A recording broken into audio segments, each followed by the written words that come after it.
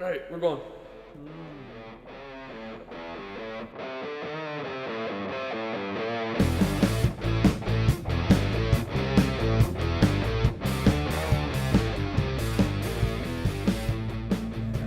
Hey demons, it's me, your boy. I really wish you would stop that. Well, I haven't said it for 2 weeks, so I was just itching to open with that. You haven't said it for 2 weeks. Okay, well maybe I've said it a few times, but All right.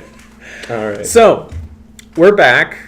More specifically, Josh is back. I'm alive. We explained this in the A24 Quest episode, but Josh has had a sinus infection. Yeah, it's been really beating me up. Good old temperature, Yeah. above what it should be. Good old dizziness and headaches. Yeah, around the same time I had the flu for like 3 or 4 days, so we've been just sick recently. Thank you, Minnesota. Yeah. So, yeah, we're back. Hopefully remember how to do this show. I say that, but we're completely changing up how we do this week because there's so much to talk about. We had the choice of making like a 4 or 5 hour episode or splitting it up into 2 different episodes and keeping topics more crisp and light. I like crisp. That's a good term. Yeah. Yeah. Crisp. So basically how it works is this is part 1 of the podcast in which we will talk about music and movies, as always. Part 2, we have a fair amount of TV and video games to talk about. So part 2 will be TV and video games. Yeah. Sounds simple enough? Let's watch it fail miserably. Sounds good to me. So, you want to start with music or movies? Let's do music because I don't have a whole lot to say. Cool, I don't really either. Great. Well, no, I got a little bit to say. What's your song of the week? My song of the week this week is Lead Sails and a Paper Anchor by Atreyu, actually. I know Atreyu. I haven't heard that song. It's a really good song. As far as Atreyu goes, they're more screamo-ish and they're heavy metal, and it's okay. Like, I used to be really into it. I'm not so much anymore. I actually went back and I listened to this song in particular because it was my favorite. And it has no screaming. It's just a really, really good song. So why don't you give it a listen? My heart turns to stone.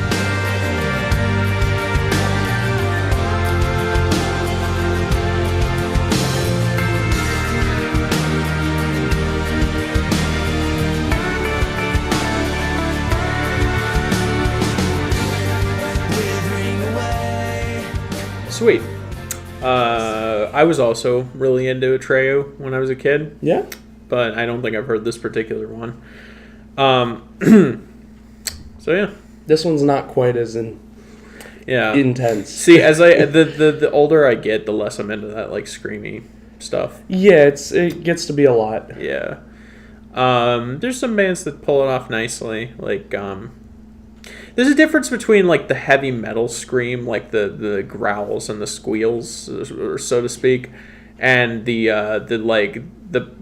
pop punk emo scream, where it's less like a, you know what I mean? Like there's a difference. Like it's less like a ooh thing, and it's more like they're just yelling so hard that their voice is cracking, that kind of thing. Yeah. Like a Which Jeff Rosenstock, sometimes. that kind of thing. But I'm more into that than I am the like metal screaming. Yeah. So that's my hot take on screaming. But no, this song has no screaming. I'm actually kind of excited. I want you to listen to it. I think you'll like it. Well, I certainly will when I edit this together. So, speaking of no screaming, my song has no screaming. It is Blue Ribbon by Remo Drive, their newest EP, pop music, which just came out. It came out in our 2-week hiatus, and I've been really itching to talk about it. Is that a song based off of the beer? It is. Okay. Yeah, that is why it's named that. Okay, good. This is a very different song for Remo Drive, and I even would go as far as to say you'd probably like it more than their older stuff. It's kind of, it's less punk, more like almost surf inspired in a little bit. It's very different, you know. super good. It's my favorite song off the EP. The other two songs are like, one of them's okay. They're both kind of okay. It's not an amazing EP, but at least it gave us this song. So, and this has been my jam for the last few weeks. So give it a listen. All right. I put the money in my wallet. Sour on my lips, but taste so guilty and trying. What's the use in always crying? Good beans. Yeah, and you cannot see it, but I'm wearing a Remo Drive t-shirt and a Remo Drive button on my hat. So He was excited to record today. yeah. I have a problem.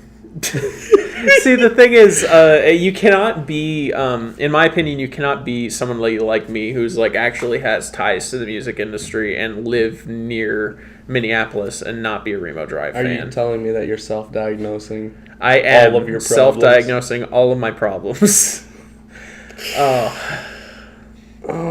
So go listen to Remo Drive, support them because, you know, cool guys. I know this because they don't look at explosions. Wow. Okay. That's kind of an is that considered like an old reference That now? is Is it like nowadays, is yeah. that like something kids wouldn't get? I'm 20 years old, so also I turned 20 in the hiatus. That's right. I'm no Colin's longer an old man I'm now. no longer a teenager. I'm Yeah. 20 years old, and I'm already starting to feel old because I fear if I say something like "cool guys don't look at explosions," like a middle schooler would be like, "What?" And that's just terrifying to me. The passage of time obliterates things like "cool guys don't look at explosions." The true fear of man. Yeah. Passage of time. Oh boy. Oh, it destroys all things. Yes. That's fantastic. So I think it's funny because you could bring up a lot of different things and nobody would understand nowadays. right. I'm a computer. I'm a computer. Nobody's gonna know. I don't know. That one's kind of had a resurgence. Like Has it's it? it's kind of coming back. I just recently saw a. You could say that to my brother. He'd have no clue. Well, I guess that's like that. Your brother's like the litmus test for like culture. Like it's like you can talk about a thing and he's like, I don't know what that is. It's like, okay. So therefore, the younger audience, the younger age range is like not as susceptible to this kind of thing. I could talk about all your bass are belong to us, and a lot of kids wouldn't know what I'm talking about. Wow. This just went into. Let's talk about some old memes. Yeah. Wow. Oh boy, and I'm sure our anyone listening who's like over the age of like 30, they're like, "What are these kids doing?" Oh, goodness. Speaking of memes, I made a meme video that oddly enough got 15,000 views and then dropped down to 8,000. So currently it's sitting at 8,000 views, but Cool. I don't know. Like I asked people. I was like, "Why did that happen?" But apparently, once your video hits a certain threshold of views, they like recalculate the views to like eliminate like partial rewatches and whatnot. So it's sitting at about 8,000 views right now. But basically, I'm famous now. So, and it has come with some struggles. I had to buy a second yacht, because my first yacht sunk from all the solid gold furniture I was putting inside of it. So, you know, you can't say success doesn't come with a few problems. Just recently, do you know that, do you watch many YouTube memes? I'm gonna burn your house down. Okay. It's okay. I can afford to get another one. Do you watch like many YouTube memes, and are you familiar with that? It's like got 2,000 videos on it, that playlist that's called Instant Regret. Yeah, no, I know. The guy that made that playlist put my video on one of his playlists. Mm-hmm. So I've made it in the world. So I'm now famous. Yeah. So now this podcast has the star power it needs to get off the ground. Mm-hmm. Yeah. Good. that's my little Obviously, I'm being extremely sarcastic, but you know, I wasn't. I'm still I'm going to sure- burn down your house. I'm sure. Yeah. All right. So, what were we talking about? Remo Drive. Remo Drive, yeah, and then turned into memes. Yeah, Wow. Any other music stuff you got? I do. I talked about the Remo Drive EP. My other thing is I've been just gushing over Yona Lee for quite some time, and I have now listened to her new album, and it's pretty good. I will say it's not for everybody. If you're expecting this like really heavy-hitting, catchy, like dance-inducing pop album, you probably won't find it. It's very ambient, very dreamy, very low-key for the most part. And that's just Yona Lee's thing. That's like am I, who am I? That's just what she does. And yeah, I would say this is a little more industrial, a little more beat driven than am I, who am I? But it's it's just mood music. If you like this nice, like, it's kind of like retro sounding synth, and it's just this ambient weird pop music. Super fun. Give it a listen. It feels like a dream. All right. It feels like, seriously, I was just laying back and listening to it, and I was like, oh, dude, this is like trippy, man. Pretty good album. Uh-huh. Check it out. Oh, I actually do have more music things to talk about. You do? Holy crap. What do you have to talk about, Josh? Right before I got incredibly riddled with illness. Yes. I actually went to another concert. Oh, did you? I did. That weekend, after the weekend that we went to go see Nothing More, and you saw Hippocampus, I went and I saw the band Sabaton. Oh yeah, with Aaron. With Yeah. Aaron. I saw- Aaron being a friend of ours. Yeah. I've noticed looking back on old episodes, we oftentimes just mention names and don't give context about them. You don't need to know. Aaron is Aaron's a friend of ours who likes military stuff. Yeah, he likes war Yeah. stuff. He likes Call of Duty. And that's like the thing with Sabaton, right? Yeah, no, they are power metal. Oh, yeah. So they have this nice driving beat to them. You know, it's always yes, yes, yes is kind of the feel you get from their kind of music. Yes. And then all of their albums have themes, and their themes are based around certain topics within war. So Right. their songs themselves are always about war or battles or historical fights. Yeah. But each album has its own theme. Like the one that they released not too long ago was Last Stand, and it was about last stands. So they have a lot of interesting things going for them. That's an interesting like theme for a band. Yeah. Yeah. So they're Swedish power metal. Swedish. Yep. Now I'm intrigued. Yona Lee's Swedish too. That's just the two extremes of Swedish music, I suppose. And they have such an interesting following. There wasn't a moment in the building where the people weren't shouting out the name Sabaton, Sabaton, like constantly. It's just a very energetic, testosterone-filled concert, I assume. Very, yeah. But it was amazing. The crowd just ate them up, just loved them beyond belief. It's always nice when there's like a huge crowd reaction. Well, yeah, and you can tell when the guys come on stage and they're like, you know, their hands on their heads, mouth so dropped, and oh my god, this is crazy. You know, it was. Yeah. They were always just excited for the next one. It was pretty impressive, actually. That's great to see. Yeah. It harkens back to, what was the band we saw? Attila? Yeah. At Northern Invasion. Yep. Attila's not a great band, in my opinion, but Music-wise, I don't enjoy it. they invoked probably the biggest circle pit I've seen in my entire life. Yeah. It was massive. It was huge. Yeah, there's literally like this bathroom area, and it was like inside of the circle pit. Like the circle pit was Yeah. going around it, and I was like, oh my god. It was massive. Yeah. Yeah, it was. Oh. And so. I feel bad for anybody who went to the bathroom and then they came out and they just couldn't leave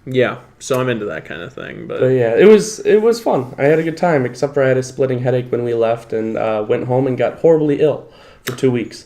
do you think it had something to do with the concert? I don't. I had started getting a headache beforehand. Okay, fair enough.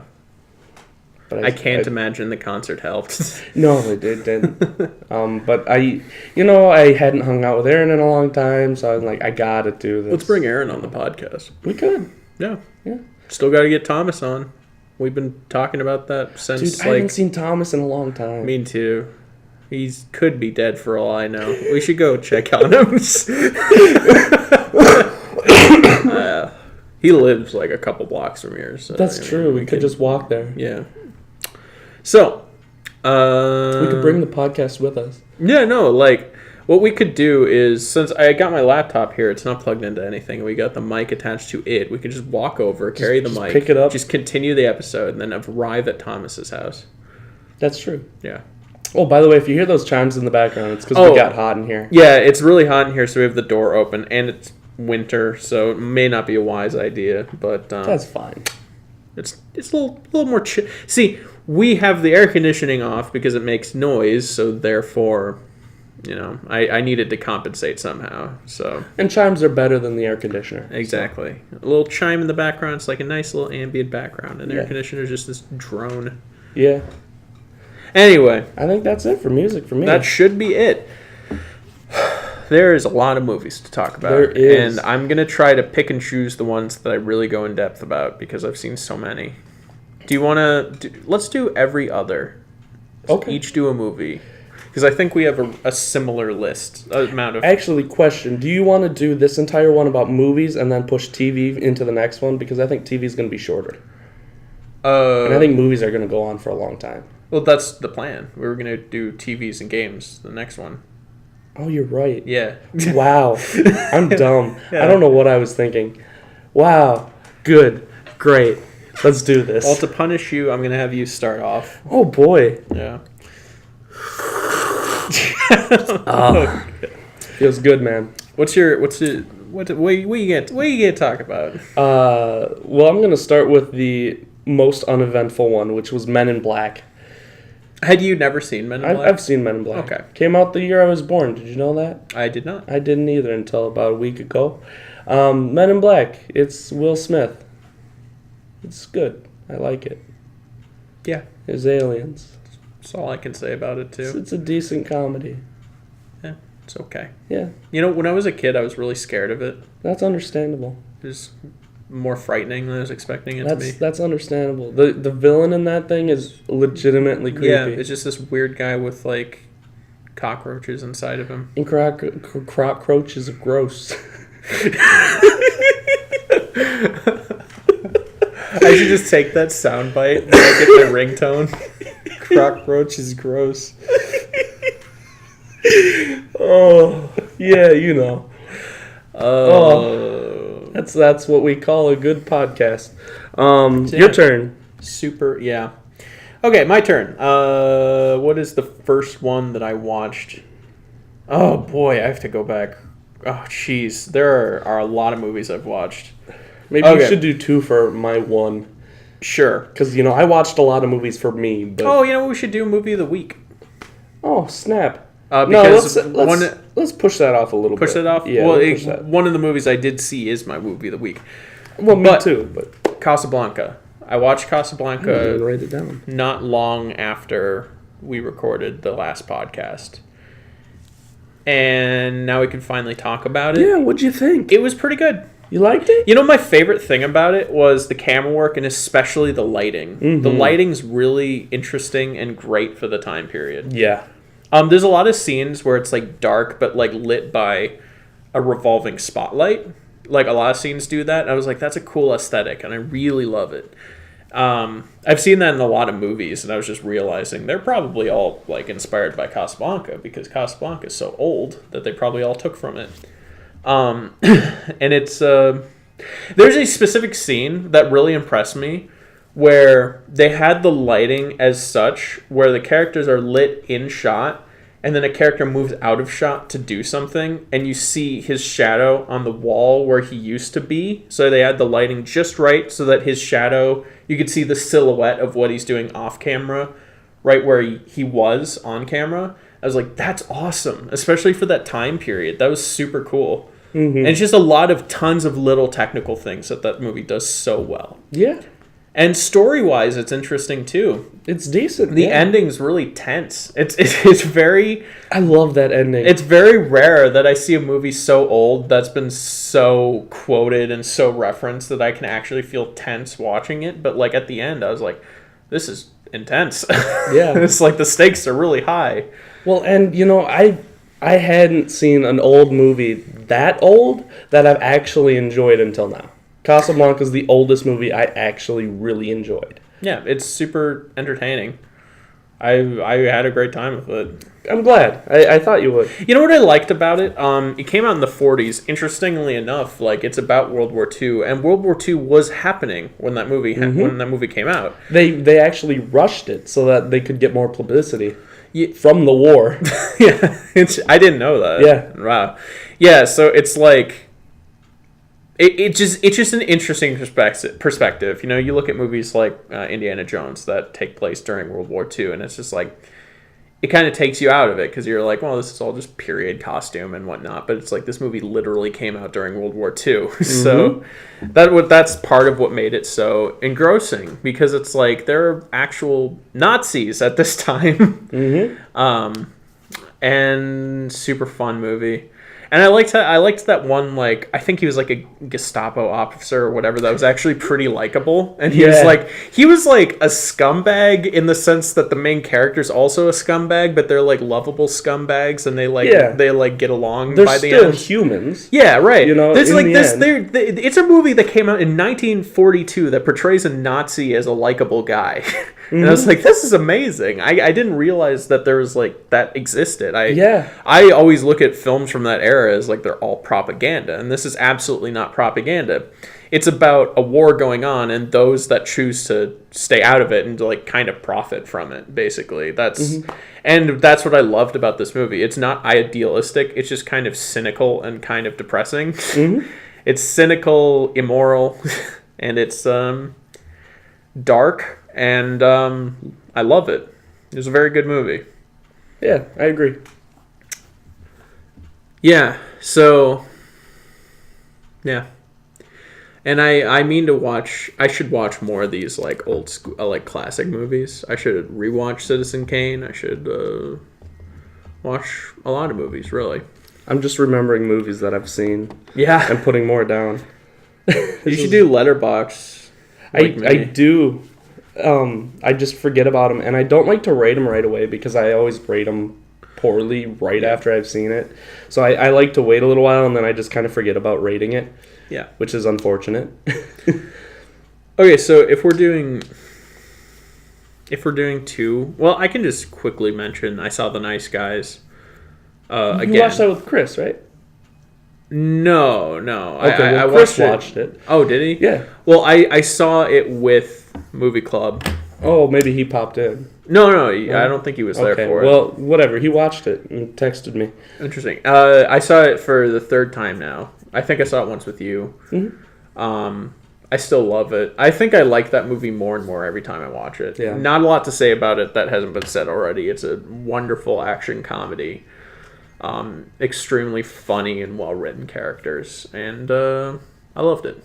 Russell Crowe's kind of a piece of shit, but kind of likable. Russell Crowe and Ryan Gosling are both absolutely perfect in the movie. Yeah, they do a really good job being terrible people, but fun to watch. Exactly. It's like Russell Crowe's this just thug with like a heart of gold, essentially. Yeah. And Ryan Gosling is just this like manipulative, greedy, scummy private detective, kind of. Who also has to be a dad. Yeah, who has a dad and his kid kind of hates him.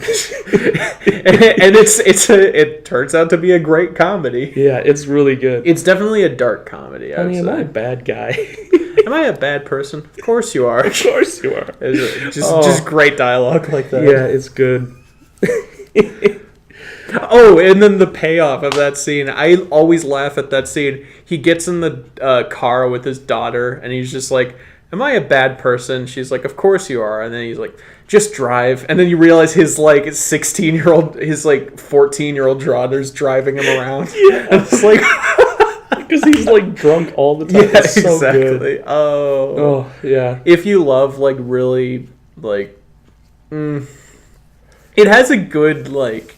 It doesn't really have a good message to it. It's kind of an immoral type movie. You know, it's a decent movie for about everybody. You know, Yeah, right. I haven't met a person that absolutely. I think we're hates it. making it sound way more cynical than it actually is. It's kind of, it's for everybody. I mean, it's a Shane Black movie. His movies are like widely appealing. I mean, look at Iron Man 3. You know, like Lethal Weapon. He makes good movies. Yeah.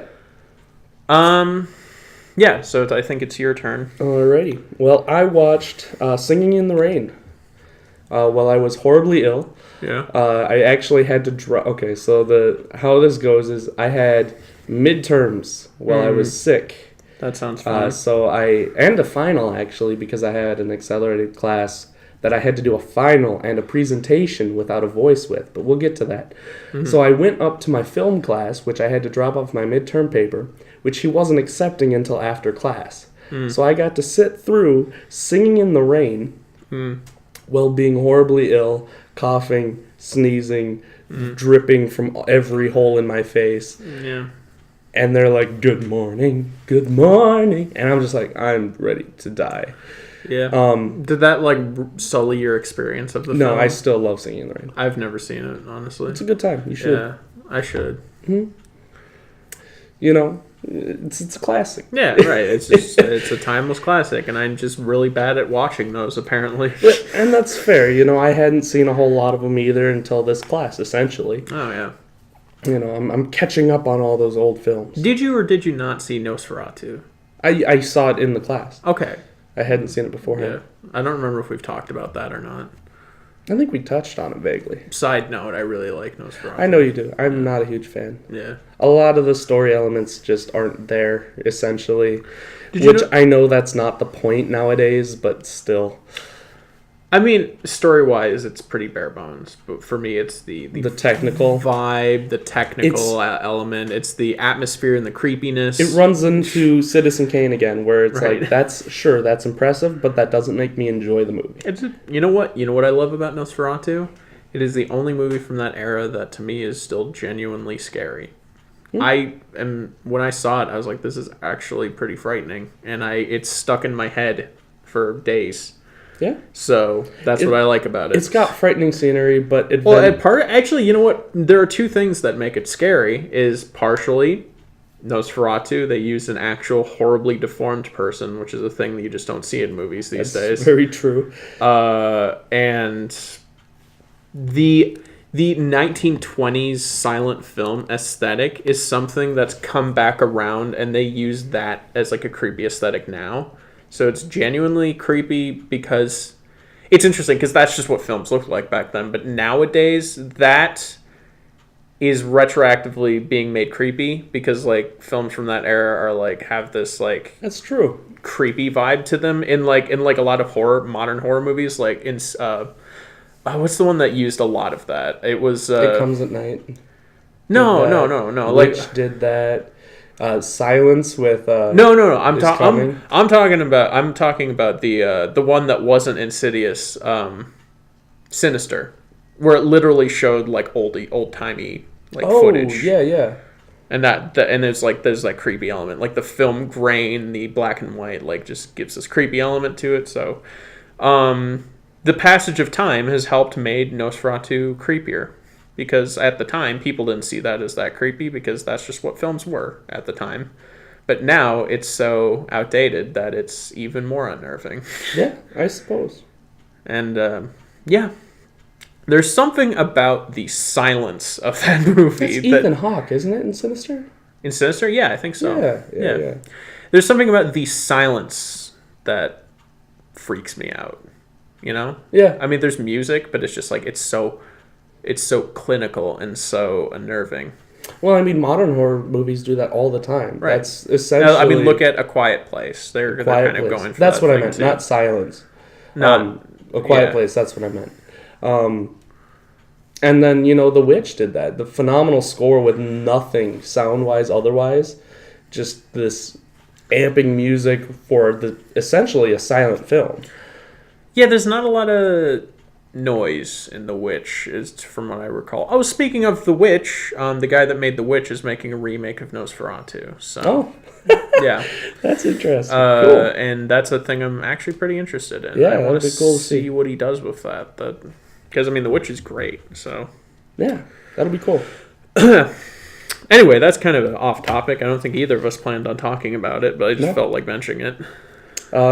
You're up. I'm up. Sweet. Okay. I gotta get my list back up here. I watched all of the Best Picture nominees. I can briefly mention the ones that I hadn't seen yet. I saw Get Out. Have you seen Get Out? That's on my list. Oh, okay. Well, let's just talk about it now then. Okay. Get Out is a solid movie. Yeah, it's good. It's the kind of horror. When I heard everybody say it's great, but it has a lot of jump scares, that's a very misleading statement because the jump scares in the movie aren't like gotcha jump scares. They're like Kubrick jump scares, where it's just little things that improve the tension rather than destroying it. Mm-hmm. Like I never jumped at any of the jump scares. No. It was literally just little like crescendos of like, ugh, that's like suddenly frightening, I liked it. I liked the way the jump scares were portrayed in the movie. This movie runs into... it's a good movie. I enjoyed it. I didn't expect to like it at all. I honestly thought I was going to hate it due to I don't typically enjoy... Was this Jordan Peele? Yeah, Jordan Peele. I typically don't like things that, he makes. I mean, his last film was Keanu. Like, the last film he was involved in was Keanu. Hated Keanu. I didn't have a problem. I was like... I was indifferent on Keanu. I didn't hate it. I didn't love it. Really didn't like Keanu. Okay, fair enough.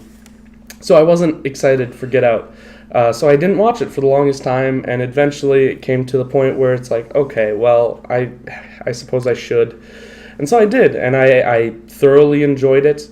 As a movie, I would watch it again. As far as everything else, it runs into the same issue as Black Panther. The political climate around it is awful. I like Get Out's political climate, and political message better than Black Panther. I like the message. With Black Panther, it was so in your face, and it was like so obvious. Yeah. With Get Out, well, parts of it are in your face, but there's a lot of really subtle. I don't have a problem with the message. The message isn't the issue. It's the climate, the people talking about it, the people on the internet, the people that end up raving about this film, and it's just a good film. It's a good movie. Like I don't even think about that stuff because it's pointless. It kind of is, but it's relevant. It's what got it to be an Oscar nominee. Oscar winner, in fact. That's Jordan true. Peele won Best Original Screenplay, I want to say. Which, fine, whatever. Yeah. But I honestly don't believe Get Out should have been an Oscar nominee. I'm like on the fence about it. See, Get Out's a very good movie. It doesn't feel like an Oscar movie, but like for that reason, I'm actually kind of glad that it did get Oscar nominees because it's not your average Oscar pick. So sure. This should have been... One thing I should say about Get Out is everybody's saying this, and I agree with it. It's not really a horror movie. It's kind of more of like a political satire with like... Sure. With like elements of old school like 70s horror involved. But I one of the biggest things I run into is that I don't believe that Get Out should have been anywhere close to being a Best Picture nominee. I just don't think it should be. Yeah. With all of the other movies that came out this year, the fact that Blade Runner wasn't even put in the list. Oh, right. And The Post was. The Post. And Get I'll Out. get to that. I saw it, I don't think it fits. I'm fine with Get Out. I'm not fine with The Post. I absolutely do not think The Post deserved to be on that list. I still haven't seen it, so I wouldn't know. Yeah. Speaking of The Post, I saw The Post. Also, Lady Bird. I mentioned this in the A24 Quest movie, and I'm not getting into it because it's hard to describe my feelings on Lady Bird. I hate teen movies, and I hated this teen movie. That's all there is to it. It didn't win me over, but I don't think it's a bad film. I think it's a film that's not for me. So I cannot say you shouldn't watch it. I can only say I didn't like it. All right. That's my thing. Well, we'll be watching it again. Yeah, because it's A24, so we'll be watching it again eventually. And I'll talk about it more in depth when that happens. But for now, I'll just say, not my thing. All right. It's actually one of my least favorites of all the Best Picture nominees, right there with The Post, which is bad. Not bad. Well, one could argue it's so uninteresting, it's almost bad at that point. But it's boring. It's so uneventful. It's so by the numbers. It's so like Spielberg's just getting lazy. You know what? I just didn't like it. Not one bit. That's why I plan on not watching it. Yeah, don't. Is it looks bad? Yeah. It's gotten bad reviews. Yeah. It sounds boring. It's super boring. It's like it just got an Oscar because the Academy is like, oh, it's a Steven Spielberg movie. Did it win? No, it didn't. I was gonna say I don't think it won. nomination. I don't think it won a single thing, which Good. is good. But they're like, we gotta give it to him. It's a Steven Spielberg movie about the Post, and therefore it's an automatic Best Picture nominee. I don't even think they watched the movie because, like, who could? I barely did. You know what the people do. You know when you're reading a book and you start to kind of like zone out and you realize that you've just been skimming through it and not retaining any information. I did that for the last 45 minutes of The Post. And I looked up to my computer screen and I was like, oh, credits, okay. I was just like, I tried to like it. I was like, you know what, I think everybody's being too harsh. This is Spielberg, he's good. You know what I did literally right after watching The Post? I watched Lincoln. Because I was like, I want to see that I'm not going crazy. I want to watch like a Spielberg movie that I remember being really good. I want to see that it doesn't have the same problem that The Post did. I loved Lincoln on my first rewatch since like 2013. I loved it a lot. It's a great movie. Everybody see it. It would probably be my movie of the week if it weren't for my actual movie of the week, which we'll get to. Mm-hmm. So Spielberg can make a good historical political drama. It's just The Post is not that. So, yeah, that's my little rant about The Post. And I think it's your turn. I think I skipped my place a few times. That's okay. Yeah. You probably have more movies to get through anyway. I have also watched Wonder Woman this over the past week. Oh, yeah. Finally got around to that, and I thought it was all right. Yeah. It's okay. You know what? It being okay is great for DC because DC doesn't have very many good movies under its belt recently, and Wonder Woman was okay. So, therefore, it's a masterpiece.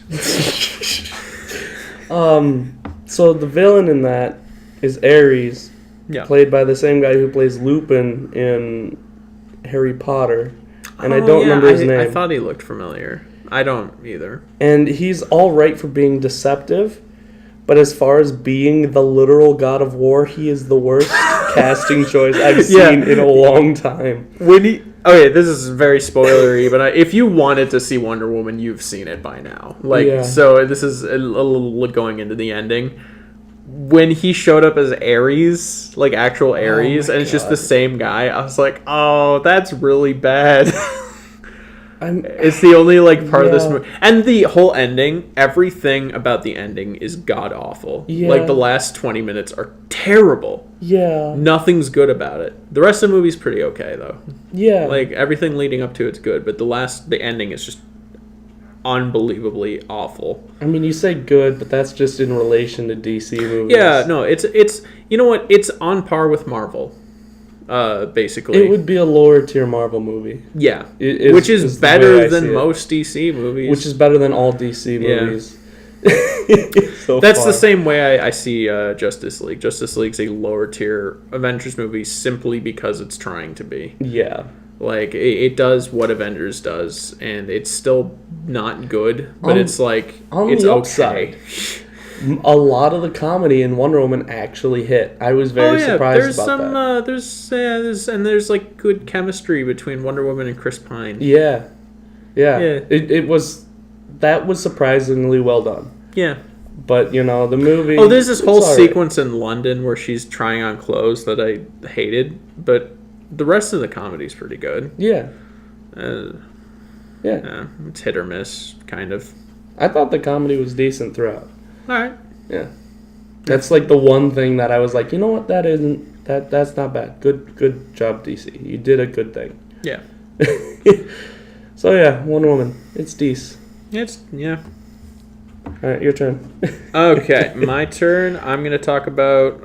I got 3 more left that I can remember. Okay, so. I've got a fair few left, I think. Okay. I'm going to try to keep this brief because...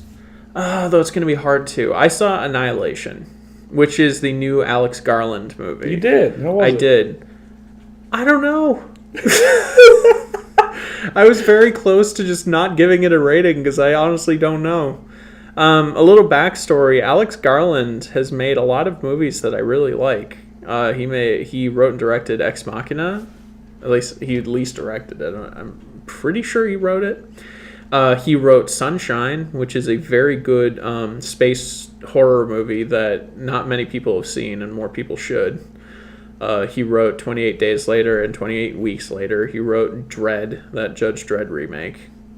And I've liked a lot of his movies. And I loved Ex Machina. Ex Machina is an amazing movie, in my opinion. So, I don't know what to think of Annihilation. I saw it. It was a big, weird mess. Okay. And it was super... It's kind of a horror movie. It definitely has a horror vibe to it. And it has scenes that can only be considered as very extreme horror. It's kind of a sci-fi movie. It's kind of an adventure movie. It's kind of a drama. It's kind of a lot of things. It doesn't do anything particularly well, is the thing. But it's this mishmash of just random scenes, none of which feel right. But they're individually they're pretty entertaining. The only major flaw with the movie itself was that the characterization was flat and uninteresting, and I didn't care about the characters. And I mean, it's obviously everybody but the main character is just kind of fodder. They're there to die because it's a horror movie. And it's it tries to make you care about them, and I was like, I don't care. They're just gonna die. That's the one with the pretty deer, right? Yeah, right. Yeah. Okay. You could be excused for not realizing that it's a horror movie. No, I had no clue. Absolutely is. All right. But the thing is, it's only a horror movie when it wants to be. Okay. It's so weird. There are scenes where I was like, it's a horror movie now, I guess. Because it's the tone shifts so frequently. And I don't know what to make of it. It was kind of an action movie. I mean, there's more action than I was expecting. Wow, okay. It's so anti-Ex Machina. Ex Machina was this super small-scale, refined, tight sci-fi tale that was amazing. Incredibly well-written, likable, not really likable, but interesting characters. It was small-scale and just great. It was very, very tight and refined, like I said. Annihilation is just this.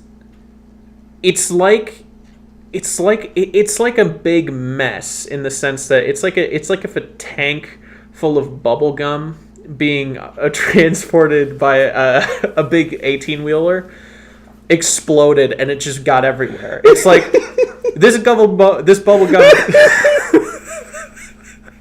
Look, this bubble gum. Look. This bubblegum, it's sticking everywhere. It probably tastes good, right? But it's stuck to everything, and I don't know what to make of this. It's we gotta do I clean it up? It looks really pretty. It's really pink and really pretty. It probably tastes good, but I cannot drive on this road because it's so covered with bubblegum. You know what I mean? No. This is the weirdest analogy I've It ever is. had, by the way. It's just this boundless mess of so many different elements that don't work together. And I don't know what to make of it. There are parts I loved. There was a scene involving like a bear that has a corroded face, and instead of a bear growl, it like opens its mouth, and it's like the human scream of one of the characters from earlier in the movie, like Predator style. And it's really creepy, really disturbing, really scary. And I was like, I love this sequence. The ending's really cool. The ending's like super surreal. It reminds me of Under the Skin. And there's a lot of parts in the movie that are nice, but it's just like the whole picture is so confusing and jumbled and weird. I can't really recommend it. It's amazing that Alex Garland's follow-up to Ex Machina is something that's so unfocused, because Ex Machina's strength was how focused it was. Yeah, that's bizarre. Yeah, Well, I mean, even in the trailers, I was like, well, that's bizarre, but I kind of want to see it. You know, the I trailers like the are a great representation of the movie, except they don't show like the horror aspect of it at all. When I say horror, I mean like full on like David Cronenberg body horror, essentially, like The Fly. You know, it's like that kind of thing. It's a very disturbing movie, and I didn't even realize that's what was going to be going on, but you know, whatever. That's crazy. I don't know. So Annihilation gets a 5 out of 10 simply because I cannot go one way or the other with it. It is so hard to describe. So it's just stuck in the middle. Yeah, basically. Well, okay, cool. Yeah.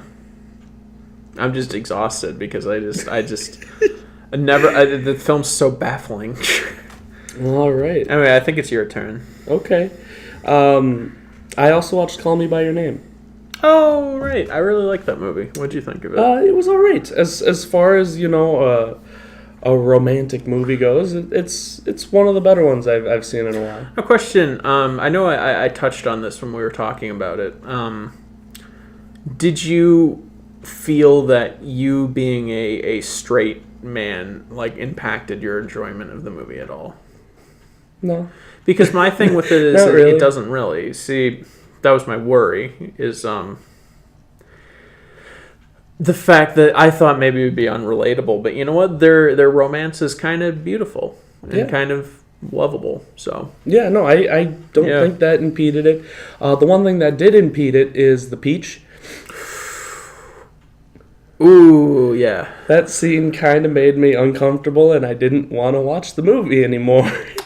For a good 10, 15 minutes. The peach has become like a meme at this point. The peach scene is... it's really weird. Yeah, it kind of made me sick to my stomach. Yeah. That's the part that made me not want to watch the movie. Yeah. Understandable. If you can get through the peach scene, you're fine. Yeah. Yeah, otherwise it's a good romantic movie. Yep. Yeah, I enjoyed it. Sounds good. Okay. Did that one win anything? I don't know. I know it was nominated for quite a few. You know what it deserved to win? What? Best Original Song, Mystery of Love by That is a good song. Sufjan Stevens. It's so good. It is a good one. I'm so annoyed that it didn't win, but I think Coco won. Yeah, it did. Yeah. Remember Me? Yeah. Yeah. That's unfortunate. Okay, I got 3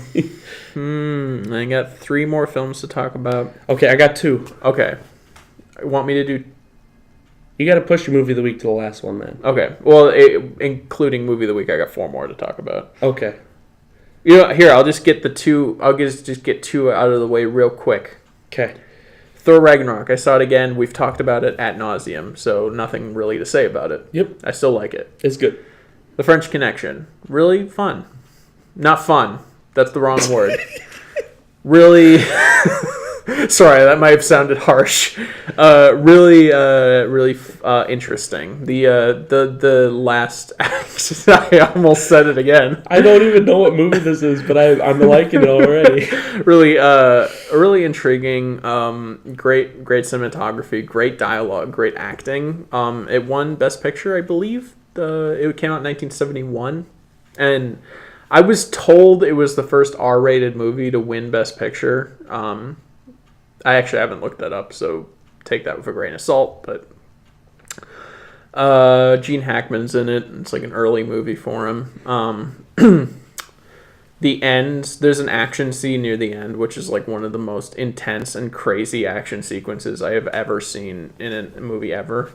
Because there's a car chase, or not really car chase, it's just he's driving quickly to catch up with a train through traffic. And there's a scene, and they didn't have a permit to film there. So it's literally him driving at like top speeds through like an actual busy road. And there's a shot where a car runs into him. Or no, he runs into a car, like a car pulls out in front of him and he smashes into it. And apparently that was not scripted. That was a real guy who drove into the filming location and just got hit. And they kept it in the movie. Wow. And the action scene is the most tense thing imaginable because it's so unpredictable and you know that everything that happens is real. That's insane. I'm telling you, it's amazing. It's the kind of thing you could never get away with these days. That's insane. Like, I wouldn't be surprised if they got, like, a lawsuit on their hands because of that, because it's insane. That's absolutely crazy. Yeah. Great scene. Very, very good movie. I think What's it called again? The French Connection. The French Connection. 1971. I'll have to watch that. Yeah, right. It's a kind of a Scorsese-esque like gangster drama for the most part. But then it ends with that, and it's just not really gangster, more like crime drama, and it focuses on a group of like French criminals, and then there's this like cop guy who's trying to catch them, and it's really interesting. I loved it. Cool. Yeah, I've got one more to talk about, so all right. Well, I saved my last two as my favorites, and they will both be my movie of the week sometime. One of them obviously this week, and the other one hopefully next week. Okay. But have you ever seen One Flew Over the Cuckoo's Nest? I have not. That's a classic I should see. That is in my book, that is a 5-star movie. Wow. You know the main thing I'd see it for is Jack Nicholson. Did you know Danny DeVito's in it? I did not, but now I want to see it even more. Did you know he looks absolutely nothing like Danny DeVito? I'd imagine that movie was in the 70s. Did you know Christopher Lloyd's in it? No. I didn't realize. Okay. I had no clue either of those people were in it. Yeah, no. It's phenomenal, dude. It is so good. Jack Nicholson is this troubled young man. Because it's an old movie, you know. This came out a long time ago, so everyone that you know in this movie is younger than you would think they'd be. Yeah, right. So Danny DeVito has dark hair. Right. Which is not something that people know about anymore. Yeah, well, everybody knows Danny DeVito's being bald, so it'd be weird to see him with hair. I mean, he's balding, but he's got really dark, thick hair. Right. It's crazy. Anyway, Jack Nicholson's in it. He's fantastic as Jack Nicholson usually is, especially back then. And he plays this kind of rude dude with a tood, and he is put in jail, and then he's taken from jail and put into a crazy house, essentially. And then, hell ensues. Yeah. And it is one of my favorite movies of all time. Isn't there like a maniacal dictator caretaker woman? Yep. Or something? Miss Ratchet. Miss Ratchet, okay. What a good name. It has Crothers. Scatman Crothers. Oh, nice. He's in there. Wasn't he also in The Shining? Yes, with he Jack was. Nicholson? Yes, nice. He was. He gets axed in the chest by Jack Nicholson in that movie. Back? Chest? Chest, yeah, because it's him walking through the hallway, and then Jack and Nicholson just runs out. Just comes out from nowhere. That is like goodness. the craziest death ever, because it's just like this character has been around the whole movie, and he's just walking there through, and you're like, okay, so he's gonna find something weird, and then Jack Nicholson literally just out of nowhere just that's like, yes, that is how you do a death scene. Oh yeah, it's good. That's good too. But One Flew Over the Cuckoo's Nest is one of my favorite movies of all time. When I find a Blu-ray copy of it, I will be buying it. I've been looking for a while now. Cool. And I haven't found it yet, but when I do, it'll be in my collection. I really need to see that one. I believe it also won an Oscar. I wouldn't be surprised. I think it was very critically acclaimed. And I think it also is known as the movie with the longest title that's ever won an Oscar. Really? I could be wrong about that, but I've heard that somewhere. Okay. But anyway, it's fantastic. Everyone should watch this movie. Unfortunately, it is outshined just a little bit this week by another movie that I will talk about in just a little bit. That is going to be my movie of the week. Sweet. To offset my movie of the week, I'm going to talk about Ladybugs, which is honestly one of the worst movies I've ever seen.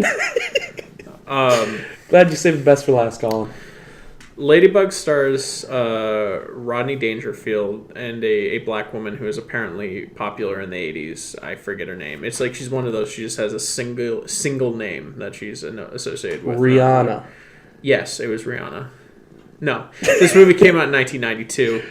And it stars Rodney Dangerfield as an old man, and he's at his job, and he's kind of this like sexist, racist, like unpleasant person. Is he just that way in real life? I think so. Because this movie doesn't portray his character in an unlikable way. The sexism and the racism is the joke. Like, he's supposed to be a funny guy. Yeah. But his joke is he's just an awful person. He's really racist and sexist, and apparently that was okay in the 90s. You know, it was more okay. And it's just awful. The jokes are so poorly written that, like, some of them are like, there's like a punchline that's not even a joke, and it's like you're expected to laugh, and it's weird. And the only good thing I can say about this movie is it's what provided me the source for a funny clip I edited together that got me the 8,000 views. So thank you, Ladybugs, for that. I think it's great when movies have pauses for laughter because they expect the audience to be laughing. Yeah. And then they just don't. Rodney Dangerfield, a drinking game for this game is literally drink every time something wacky happens, and the camera just cuts to Rodney Dangerfield and he says a one-liner, because you will be dead by the end of this movie, because that's like half the jokes. When he's got such a stupid face. Yeah. Oh, goodness. It's just like somebody running and falling over, and it just smash cuts to Rodney Dangerfield. It's like, oh, would you look at that? I haven't seen a fall that hard since my wife left me. Oh, God. And I was like, it's stupid. It made me angry watching it. At the end of it, I was like, this is unforgivable. I gave it the lowest rating I possibly could, and it's terrible. Never watch it. Have you seen Caddyshack? No, I have. And you know what? Rodney Dangerfield's funny in it. Okay. Somewhat. Yeah. But he's terrible in this movie. This movie is terrible. And you know, I haven't even mentioned the worst thing about it, which is that the plot revolves around Rodney Dangerfield. It's Rodney Dangerfield and this kid. And he dresses the kid as a girl and has the kid play soccer in his soccer team that he coaches. That's the premise. And the team's called the Ladybugs? Okay. And there are multiple scenes in the movie where Rodney Dangerfield has the most unforgivable pedophilic tendencies. And it's just uncomfortable. Like, look at my meme video. If you haven't seen it, I'll show it to you. It is the worst. It is. I just took a scene out of context and added a Law and Order thing to it You know, I've been waiting to watch it actually with you. yeah, okay, because but literally even in context of the movie, the scene's just as bad as it looks because there's a scene that where Rodney is like flirting with this like 6-year-old girl. There's a scene where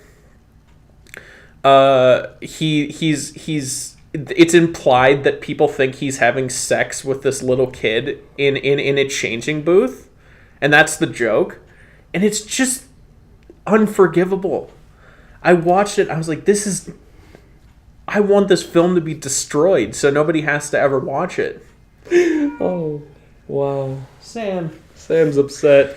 I despise this film. I never want anyone to experience it. All right. It's worse than Kung Fu Master. Because at least Kung Fu Master had a kid in it and it didn't have like pedophilic jokes every other second. Oh, goodness sake. It's so bad. Oh, okay. So that's your anti-movie of the week. Yeah, that's Okay. I'm just sad now. Okay. You know why? Because Why? I watched Ladybugs. Okay. At least it got me that video, but like, who cares? At what cost? Cost. Oh. Oh, goodness gracious. Anyway, what's your movie of the week? On a much better movie topic than that, Yeah. I watched Goodfellas, Yeah. and that is my movie of the week. I've been wanting to watch this movie for years. It's one of my dad's absolute favorite mafia gangster movies ever. It's up there in his favorite movies of all time. Understandably, And, it's amazing. It's my favorite Scorsese movie by far. So far, it's mine as well. Yeah. I thought it would have been Hugo. Goodfellas was great. So I was horribly ill. So I got back from the hospital. I got my medication. I took one of them, and we sat down, and my dad's like, hey, you want some eggs? I said, yeah. And he's like, you want to watch a movie? I said, yeah. He's like, what should we watch? I'm like, well, how about Goodfellas or Blazing Saddles? Those are your options. He said, Goodfellas. I said, all right, we watched Goodfellas. I ate some eggs with some ham and some green peppers in it, and I coughed a lot. And I still loved Goodfellas beyond belief. It was so good. Yeah, Fellas. I can't. I cannot blame you. It's an amazing movie. Yeah, from the top, you got this phenomenal lineup of actors, just good. Oh yeah, across the board. I didn't dislike a single character in that movie. I think Joe Pesci being like the shining example of amazing in that movie. Joe Pesci is just Robert De Niro. Oh yeah. Oh, Joe Pesci is just like unadulterated Joe Pesci. And who was the main guy? Because I always forget his name. Ray Liotta. Ray Liotta is fantastic in this movie. Oh right. And I watched Wild Hogs not too long ago, and he's in that, and he's awful. Oh right. He's just bad. In this, he's so good. Oh yeah. So good. Now, what makes Goodfellas specifically great is it's such a compelling story out of such an unrelatable situation. And the thing with Scorsese is he has ties to the like New York mafia, like he grew up in that world, so therefore he's qualified to make a story about this idea. Well, and the people that they were actually portraying, they were in contact with. Yeah. Robert De Niro called a guy who knew the guy he was playing. Yeah. Right. And he would ask him questions like, so how does he hold his cigarette? How does he do this talking? What are his mannerisms? The scene in the diner where he takes the ketchup bottle, holds it upside down, and rolls it in his hands to get the ketchup out, that's something the guy actually did. Yeah, because everybody involved with Goodfellas was so like devoted to the art of this kind of movie. It was unbelievable. It's the kind of movie that you just don't see anymore, Mm-hmm. Yeah. It's a great film, and like just talking about it makes me want to watch it again. Understandable. This movie is fantastic across the board. I literally don't know what I would complain about With this movie, I don't. Mm-hmm. Like, I liked it from step one till the very end, you know. Credits rolled, and I was like, dang, I wish there was more. Yeah, and it's like a pretty long movie, 2.5 hours, Yeah. something like that. Goodness sakes. Sam, come on. How many times is Sam going to jump on this table during the podcast? I don't know. But I mean, this movie just barely outshines One Flew Over the Cuckoo Nest for me. It was right on the edge which one I was going to end up choosing because they're both so good. But I figured, you know, Goodfellas is a more recent thing. It's the first time I had seen it. Super impactful. Mm-hmm. And it's just got to be it. Yeah. Yeah, well, want me to do my movie of the week? I suppose. See, the thing with my movie of the week is I don't want to talk too much about it because it's such a life-changing experience that I want to watch it with you and I want to do a full episode on it. Like, seriously, that's what this movie deserves. And I think when you see it, you will know exactly what I'm talking about. This is a movie called The Holy Mountain. And right now, I would like to point this out, because Josh pointed this out before we started this episode. If you're familiar with the Sardonicast, the first episode, they talked about both of these movies. And listed them as their favorite movie of all time. I promise you, this is coincidental. Yes. No, like, seriously. I knew about The Holy Mountain far before Sardonicast came out. I didn't. And I've been intending to watch it for a while. And it was something unrelated to Sardonicast that made me watch it. And you with Goodfellas is kind of a similar thing, right? Yep. So we were talking about it, and then we loved both these movies so much. And then Josh was like, well, Sardonicast talked about both exactly this. That. Well, and I've already picked Alien as my favorite movie a while back, too. Right, and that was the favorite movie of the third guy in Sardonicast. So, it's funny how that works. Whatever. You know what? I'm not going to let it stop me from talking about The Holy Mountain, because The Holy Mountain is... I gave it a 5 stars, and I think it deserves nothing but that. And you know what? I talk about surrealism in movies a lot.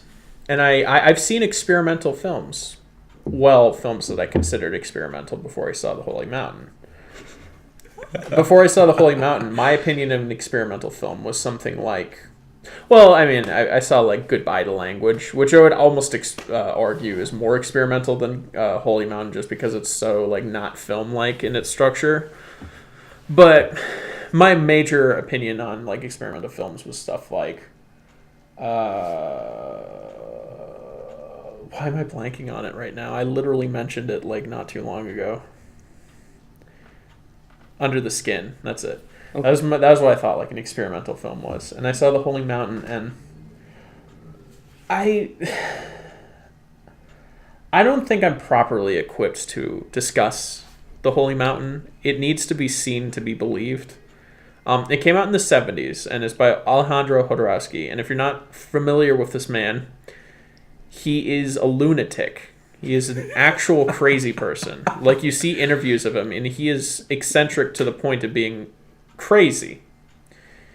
He is unhinged, and he's kind of a visionary genius in a way, because The Holy Mountain is the weirdest film I've ever seen. Not just content-wise, like structure-wise.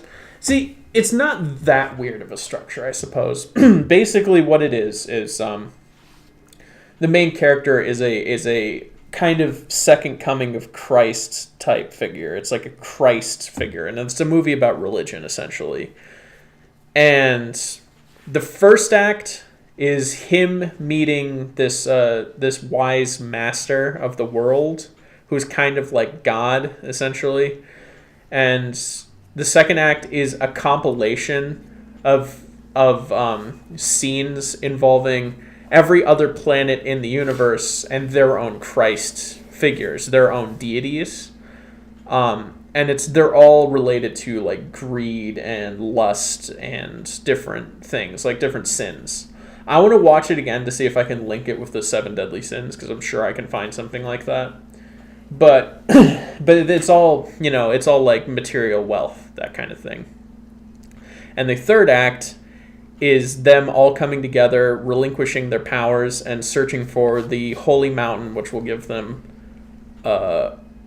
immortal life, immortality.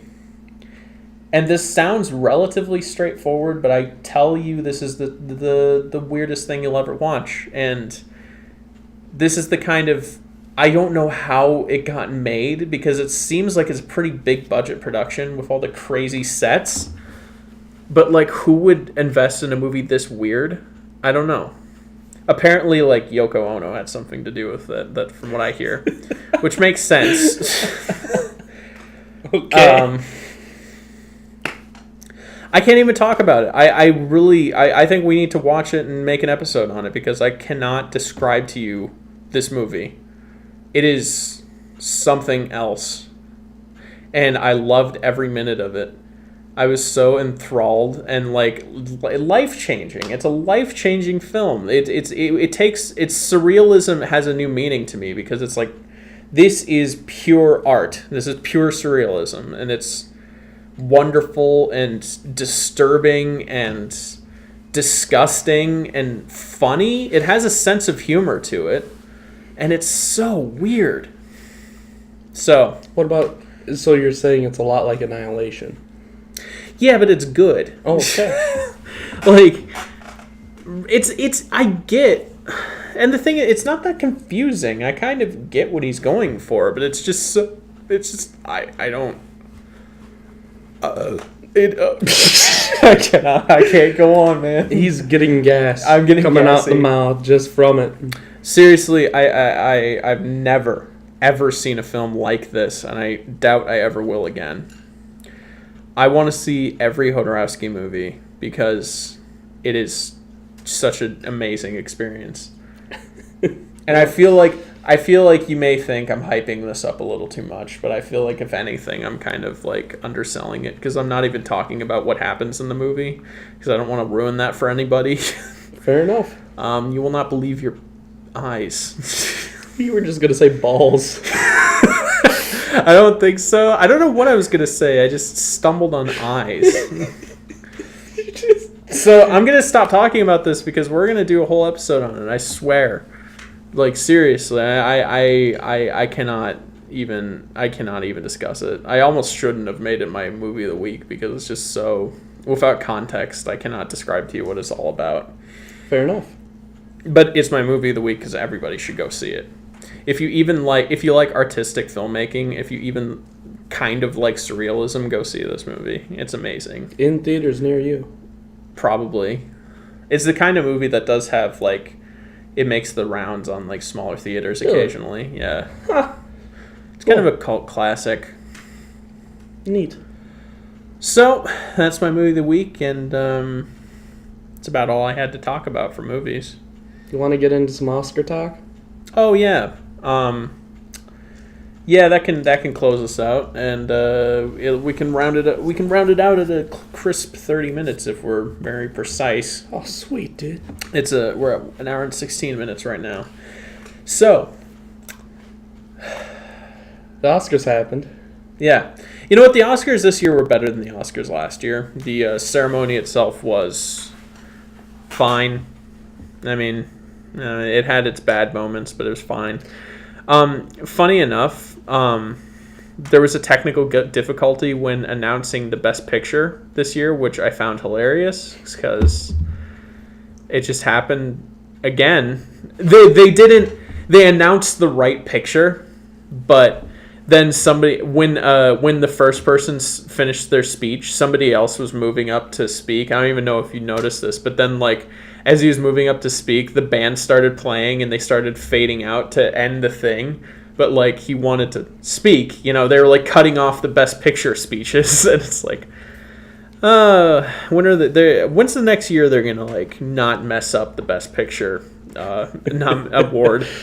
Which Best Picture went to Shape of Water, by the way, which me and Josh are in agreement. It was deserved. Yes. Yeah. I'm a little bit happier about it than Colin. But Well, because I loved Phantom Thread so much. I know. Like, Shape of Water is a solid 9 out of 10, but Phantom Thread is a solid 10 out of 10. So See, I think they're both 10 out of 10. And Fair enough. I liked... and that's even saying that. I still think I like Shape of Water more. So that would be an 11 out of understandable. 10. I Phantom Thread is like is completely like geared towards someone like me. That's like totally my thing. So Yes. That is the entirety of your ballpark. yeah. So you can't blame me for loving it No, so I much, don't. really. Like I'm easy to please. If you just get Daniel Day-Lewis and like have it about like Speaking of which, yeah. he's done. He's I don't know, something about how you said that was really funny to me. Daniel Day-Lewis? It hasn't even hit me until now. He's gone. He's gone. That's it. Daniel Day-Lewis, he's done. He's not here anymore. He's gone. This is gonna sound really bad when he eventually dies and somebody looks back on this, but no, he's not dead, he's just retired. That hasn't hit me until now. I'm legitimately upset about that. Yeah. This was his last movie. Oh, that's a bummer. He went out on a high note He did. because he was very good in this movie. He died. Yeah. Don't want to spoil the movie, but Oh, sorry. I'm unsure what to say. Yeah, well, Okay, he I didn't don't know what to his say His either. character Like, didn't die in the movie. I'm kind of upset that didn't hit me until now. I mean, I Yeah. knew it was his last film, but it just, that's a bummer. Yeah. Yeah, so that's it. But anyway, Shape of Water, Best Picture, just fine. I'm cool with that. Guillermo, good job. Guillermo, Best Director, also I'm fine with that. Good job, Guillermo. Clap, clap, clap. Best original screenplay was Jordan Peele. Hold on, I'm just gonna Google's. Best actress was Frances McDormand. Yes. Which, yeah, I agree. Yeah. You know what? I actually would have liked Sally from I would have too. Shape of Water. But I was okay with Frances winning. I thought it would have been so cool if she won because like it would be fun for an actress to win for a role where she has no lines. Yeah. Like that would have been really cool to me. I mean, she did an amazing job without a voice. Like that. As far as her acting, she did really, really well. Yeah. Let's see. Best actor was Gary Oldman. Yep.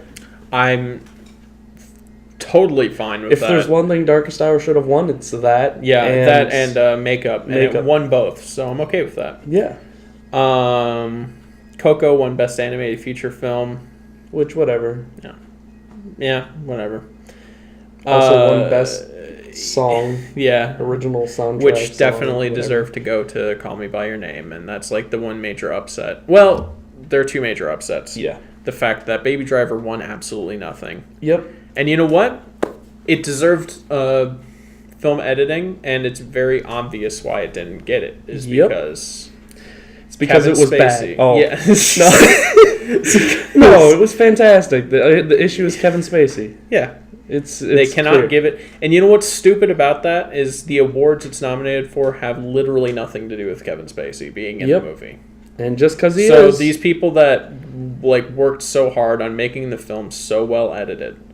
Like the editing's the whole thing about Baby Driver. Like every action scene's like synced up with the music. Like that's so cool. Yeah, it's fantastic. And it deserves recognition for it. Yeah. But, you know, unfortunately, they just had the gall to have Kevin Spacey in their movie before this whole controversy happened. Oh, no. So therefore, it doesn't deserve any awards. And I think that's stupid. Every award that should have gone to Baby Driver went to Dunkirk, and I thought that was kind of odd. Yeah. But that's because Dunkirk didn't win hardly anything else. Yeah, Dunkirk got snubbed for all the major awards, so I guess they just gave a lot of smaller awards to it. Which, I mean, I'm okay with. I mean, I think Dunkirk should have won awards, but I don't think it should have taken all of Baby Drivers. Yeah, it's weird. But that's what happens. VFX went to Blade Runner. Yeah, which was great. When we were discussing way back when, before Blade Runner was even nominated for VFX, we were just discussing how it has the best VFX of the year. So yeah, I'm glad that won. You know, as far as this year goes, I am not all that upset with any of them. Like in the end, yeah. Call Me by Your Name won Best Adapted Screenplay. good. Yeah, you know what? This is a fine year. I wasn't all that upset. Baby Driver, I was a little upset about it. Call Me by Your Name, this Mystery of Love not winning Best Song, I was a little upset about, but there weren't many other upsets. Yeah. Oh, except for Kobe Bryant's Dear Basketball winning Best Animated Short, and that's literally just the worst short I saw this year. I saw one of those animated ones. I saw the one with the Lost and Found. Oh yeah, the Lou.